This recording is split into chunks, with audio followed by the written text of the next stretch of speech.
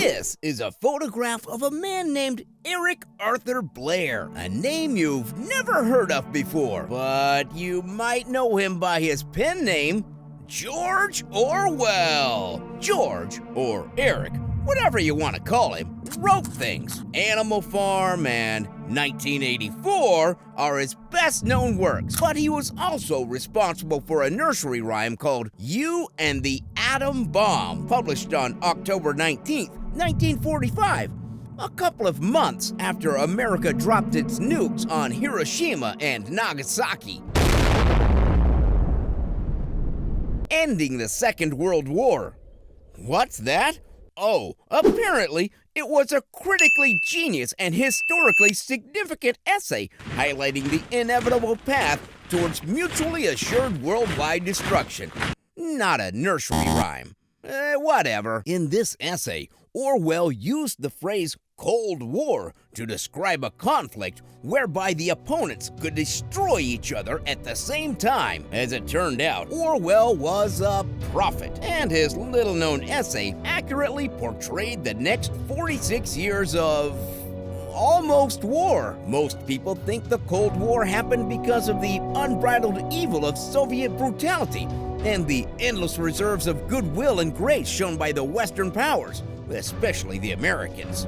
If you believe this narrative, then you, friend, have been lied to. Probably because you're from the West, and as Orwell also says, who controls the past controls the future. Who controls the present controls the past. Let's go back to the beginning. It all traces back to one minor historical figure named Mr. Lenin. Vladimir Lenin had a piercing gaze, a fantastic facial hair, and a jawline to die for, making him incredible material for inspirational statues. Oh, and he also led a revolution in Russia where he and his Marxist Bolshevik political party toppled the emperor, Tsar Nicholas, executed him and his young family, and established a communist dictatorship in Russia. But don't forget his cheekbones. Lenin immediately established a society where class and finance didn't matter. Socialism would abound, and everyone would have equal opportunities and resources. Sounds great, apart from he ruled as a dictator with an iron fist, and if you had any money, you would be killed. If you had a good job, you'd probably oppressed someone in the past, so you should be really dead too. If you were religious, you were committing heresy by defying socialism, so sorry, you'd also be killed. And if you were any of about 100,000 anti-Bolshevik people, you'd be tickled. Oh, so sorry, no, you'd be shot. Anyway, Lenin made a tremendous first impression until he died in January 1924. Thankfully, his successor was determined to carry on the communist dream of socialism, but with far fewer executions. Wait. It was Joseph Stalin. Stalin made life under Lenin look like a garden party. He believed everyone was out to murder him. Given the unbelievable atrocities Stalin committed or facilitated, that was probably a fair assumption. For example, he had around 800,000 political opponents shot in the gulags, with millions more passing through their terrifying gates. Even members of his own party weren't safe, with 81 out of 103 of the highest-ranking Communist Party members executed in the late 1930s? Ouch! In short, Stalin was a bit of an imbecile, but he was a very dangerous and surprisingly clever imbecile, and his actions, and those of Lenin before him, deeply troubled imperialist Britain and the Republican U.S., and anyone with an ounce of human decency, really. Anyway, then the Second World War broke out. Hitler did his thing, and Stalin was like, "This sounds like fun. Can I have a slice of your pie, please?" And Hitler said, "Sure, give me a quick hand with conquering free countries and instigating vile oppression on its citizens, and I'll give you, a bit of Poland. And feel free to some of the rest of Eastern Europe, if you like. We don't really want it anyway. Oh, cheers. Thanks, said Stalin. And thus, the Hitler-Stalin Pact was signed in August 1939. And so, the USSR got on with its own atrocities, turning a blind eye to Europe and America as the Second World War dragged on. But then, as Hitler tended to do, he decided, nah, that deal don't count. So he invaded Russia anyway in June 1941, and he hammered them almost all the way back to Moscow before Russia's closest ally, Winter, launched a counterattack. At the same time, America entered the war, having previously been happy sitting back with popcorn to watch the totalitarian regime sweep across the world. These circumstances forced Stalin into an uneasy alliance with Hitler's other biggest enemies, the British, led by Churchill, and the Americans, led by President Roosevelt. Skip forward a few years, and Roosevelt's died. Aww. Not before agreeing to lend the USSR money to rebuild and allow Stalin to keep parts of Eastern Europe. He's been replaced by Harry Truman, the old vice president. Yay!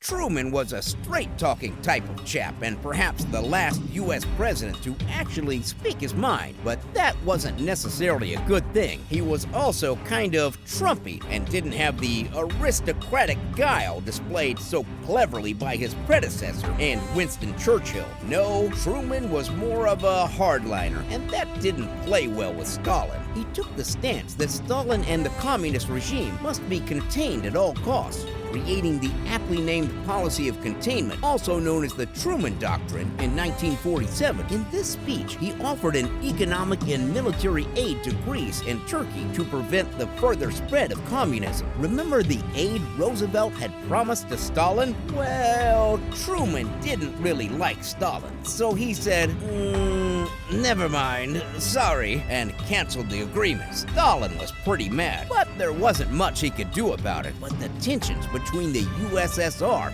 and the West went far deeper than broken promises and ideological differences. Aside from Stalin's perceived injustice that the Americans and British refused to launch an attack in Western Europe earlier, and Churchill and Roosevelt's private concerns about Stalin's authoritarianism, a tiny little thing happened in the build-up to 1945 that forged the Cold War. It was called the A-bomb, or the atom bomb. British and American teams of crackpot scientists like Einstein had been developing it for years. What could go wrong when one country is in control of a superweapon capable of devastating another's entire capital city? In 1945, Stalin met Truman and Churchill at the Potsdam Conference. Truman smugly hinted about his weapon of mass destruction, boasting behind mocking eyes about his new weapon in the fight against the Japanese. Stalin just nodded and said, "Great, use it!" Truman left the table all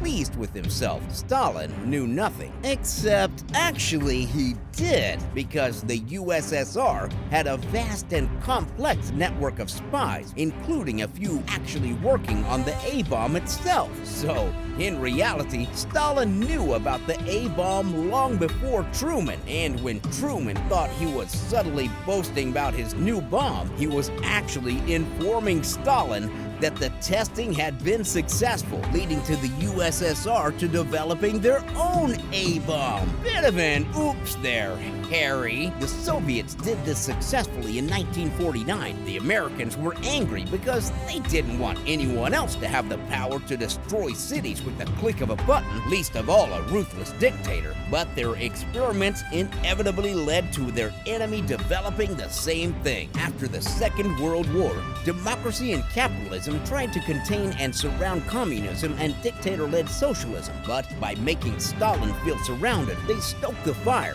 One by one, Eastern European countries became increasingly isolated from the West. Countries like China, North Korea, and North Vietnam became communist. So did Cuba, which was an alarming development for the Americans. In response, They poured billions of dollars into restoring Western Europe, particularly West Berlin in East Germany, showcasing the benefits of capitalism compared to communism. The more Stalin saw the Americans promoting the Western way of life, the more he doubled down. And that is how the Cold War really happened. Every time the West or the East made a move, the other did it one better. The Russians infiltrated the nuclear program. The CIA undermined the communist governments. The Americans dropped the A-bomb. The Russians made a bigger one. The Russians launched a satellite. The Americans put Neil Armstrong on the moon. The Americans put missiles in Turkey. The Russians put missiles in Cuba. The Russians showed off their Cossack dancing. The Americans couldn't respond. And so the Cold War was really two big countries shouting at each other, neither capable of acting without being assured of their own destruction. In short, the Cold War was the tensest war ever to be fought that didn't involve any fighting. Or, as George Orwell put it, peace that is no